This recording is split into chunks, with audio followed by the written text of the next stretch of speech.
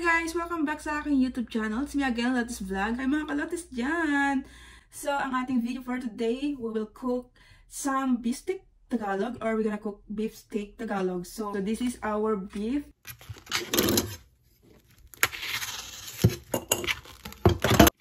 So this beef, guys, we have to cut into thin slices, okay? So, kasi medyo makapal siya. It's a little bit thicker than bladder. Medyo makapal pa kasi ito eh. Yeah, just like that.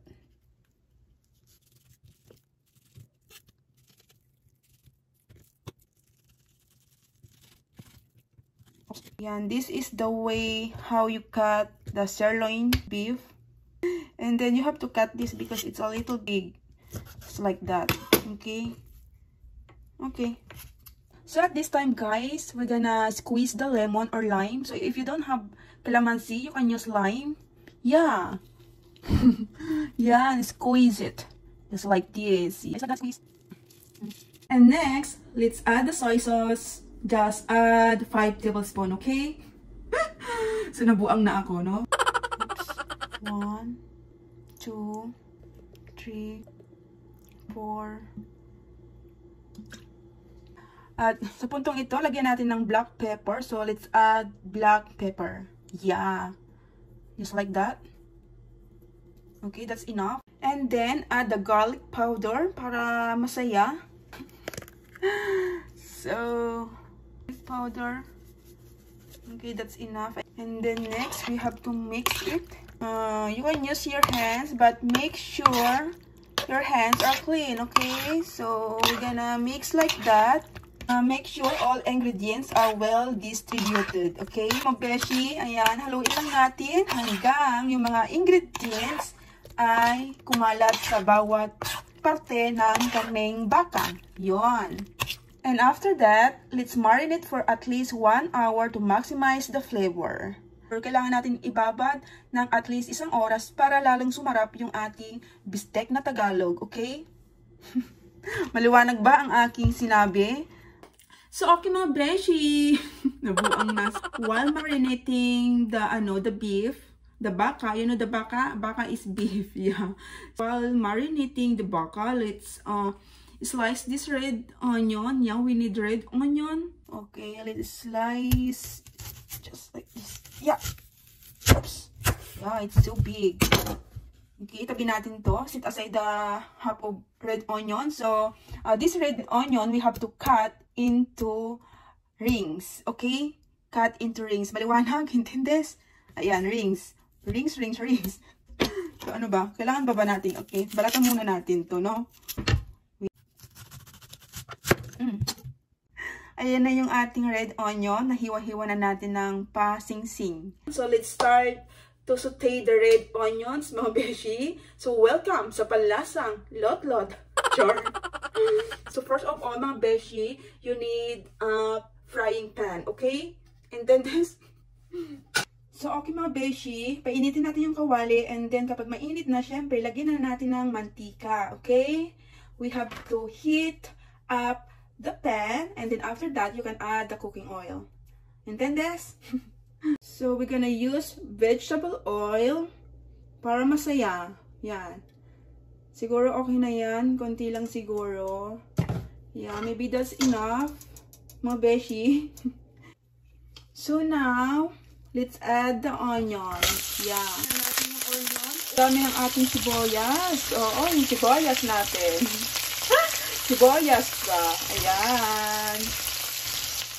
So mga beshi, continue cooking until the rings separates from each other.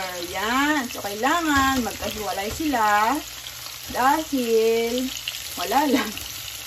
Kailangan lang magkahiwalay mga beshi. Hindi sa lahat ng oras ay magkasama sila. Okay, mukhang nasunog na yung aking sibuyas. So now we have to remove the onion. Just set aside, yeah.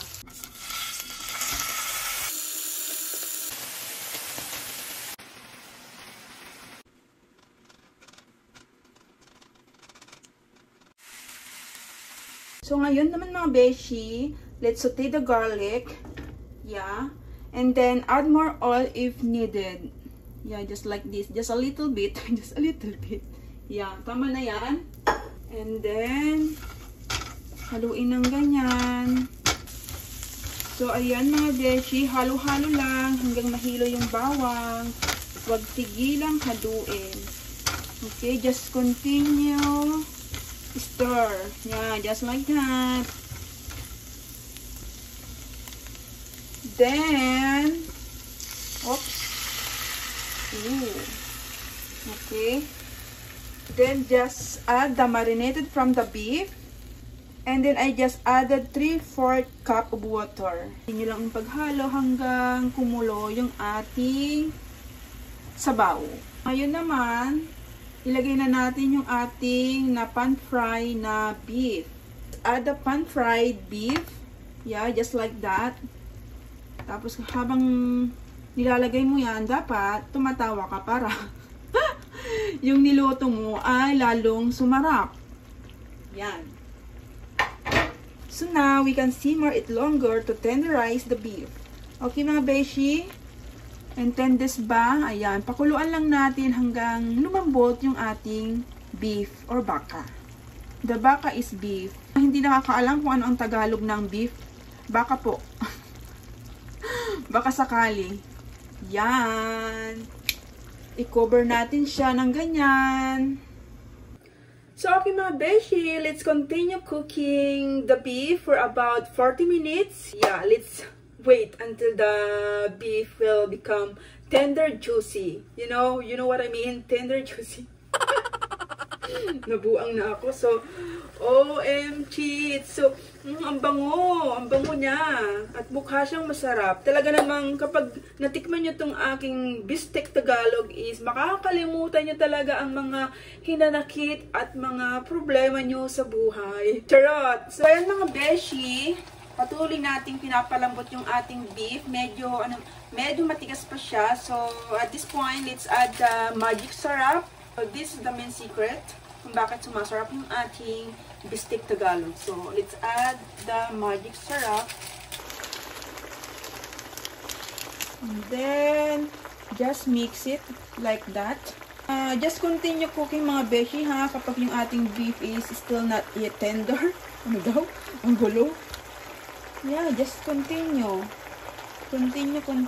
Ouch.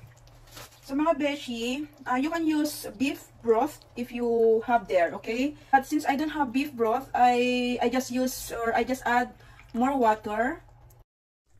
So I'm gonna add more water. Yeah. And at this point, I need to add more lime. So, yun na nga, i-add na natin tong pulang sibuyas na niluto natin kanina.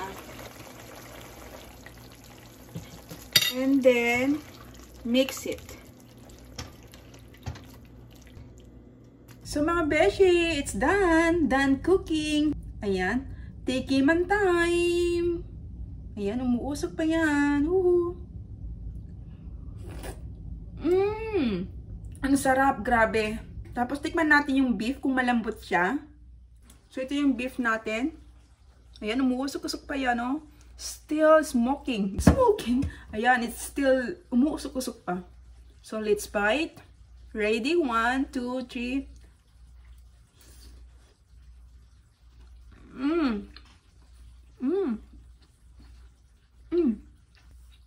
Ang sarap. Mapapasayaw ka talaga sa sarap. Thanks for watching. Bye!